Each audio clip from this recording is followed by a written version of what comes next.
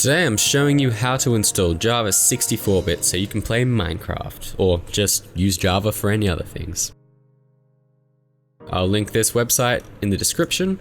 I recommend going to Windows Offline 64-bit as one you pick if you have a Windows operating system.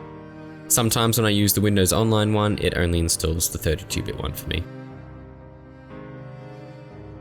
So we'll click on that. It'll download. And once it downloads, you'll want to run the file. Now it will take longer to download the offline file as it's larger, but I do recommend it because that one, for some reason, is installing the 32-bit file for me. Once that is done, run that, and you want to click install. Java will then begin installing. You'll wait for that to finish. Once it's finished installing, it will ask you if you want to remove any of the older versions of Java. I'm not going to personally do this, although if you already had Java installed, I do recommend you do so, as this can cause security issues. Older versions are more vulnerable. Then click the next button, and then we're good. Next again, and Java is successfully installed. Thanks for watching.